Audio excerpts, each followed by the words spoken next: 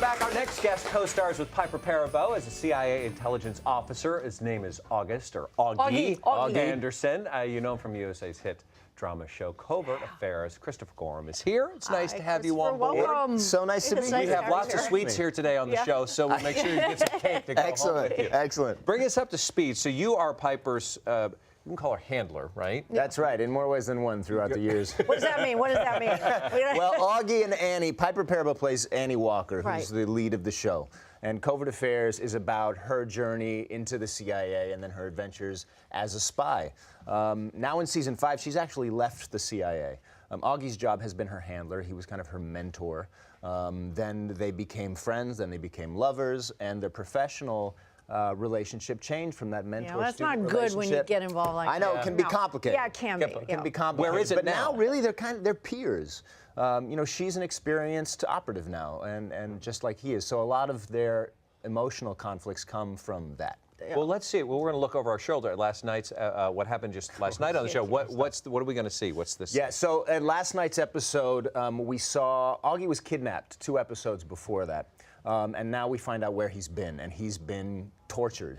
He's been in Grozny getting tortured. It's really, really emotional. And we find out that the whole reason everything bad that has been happening this season is because one of Augie's friends, a guy in his unit named James Deckard, killed this bad guy who now is the brother of the current bad guy, and he's doing all of this messing with family for now. revenge. Now he's looking for James Deckard. So what we found out is that Deckard faked his death, and Augie helped him, and that's the secret he's been hiding all year long.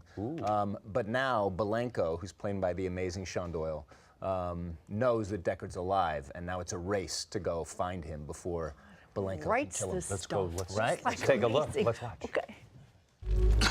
You able to walk? We need to get out of here before the Russians show up. I'll be fine. I'll be fine. He's not fine. He needs help. Let me help you. This isn't over. What do you mean? People Belenko was targeting my unit. There's one guy still alive, James Deckard.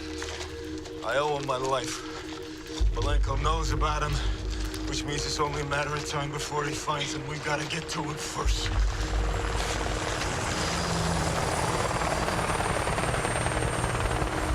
Looks like our ride's here. You don't look well.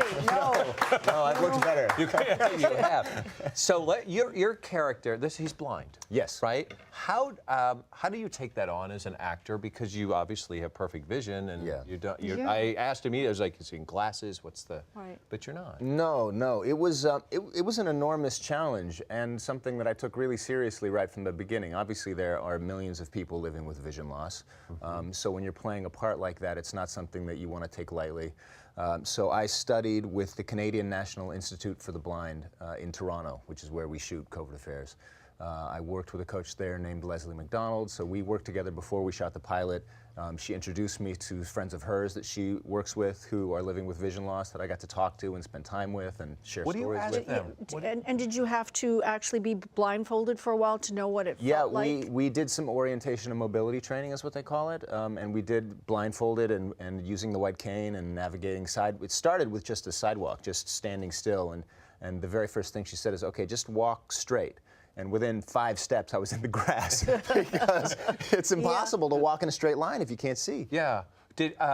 So when you're there and you're sort of working with them, are you asking, what kind of questions are you digging for? I mean, here's the great thing, is they were everyone that I talked to was so open, because I asked everything. I mean, I asked, like, intimate details of their personal lives and emotional lives. You know, there's the technical stuff, like how do you get around, and then the observational things, like just watching their face and watching what their eyes do. And what was really interesting to me is when I started, I thought, you know, my first instinct was, well, I'll wear sunglasses the whole time. Yeah. You know, then I don't have to worry about it. Right. And on the way into the audition room, the casting director said, "Can you please take off the glasses? We're not using those on the show." You know, panic. Yeah. So it was.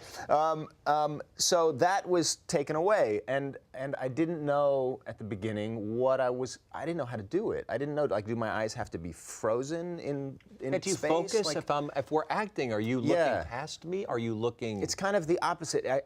I don't look at anything. I stop. Here's a shot. This is view on. Yeah, set. so well, it's hard to see because you can't see what I'm not looking at, but Right. it's kind of I have to stop paying attention to what I see. Because the important thing is not that my eyes never move, because even my friends who have false eyes, they move, because the muscles still contract. Sure. Yeah. Right? The important thing is that I don't track anything. Like, if someone's walking across the room, I don't follow them with my eyes. If they're passing me a cup of coffee, I don't follow it with my eyes. I have to only pay attention to what I'm hearing. Do you say your senses, are they heightened in other areas? I mean, Like obviously when your eyes, but if you had a blindfold on and you did some of the... Well, yeah, I think you'll find, like, people who've lost their sight, that's what happens, because you start paying more attention, you start relying on your other senses, so you become more sensitive to them. It's not like people who are blind have super hearing. It's just they're much more attuned to what they hear. Sure. I'm just curious though, when you were training to do this, because you could put a blindfold on for 10 minutes and then take it off. Right. Did you ever leave it on like for a full day to know what that whole experience was like, to go through a whole day without seeing? To go through it? No, I didn't do it. I never did it for a whole day. I would do it during the training, but really then it became about just practicing the motions. Because here's the thing, like a lot of people ask if we wear like contact lenses Right. or things, if I wear something in my eyes so that I can't see on set. And the problem with that is that Augie has been blind much longer than I've been learning how to do it. And he gets around much better than I would get around if I couldn't see, right? Right, exactly. So I actually, like Chris, actually needs to be able to see where he's going.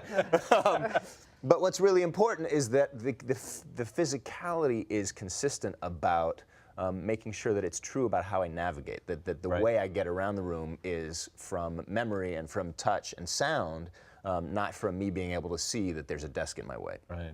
Wow. And then I have my lines to remember too. And I have to hit the mark and I have to be in the mark. It's a lot. Well, I can see and I can see them. We're out of time.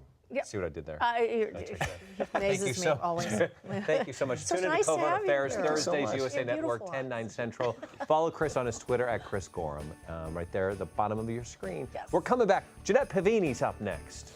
I have today's holiday sweepstakes and plus lots of money-saving strategies all ahead.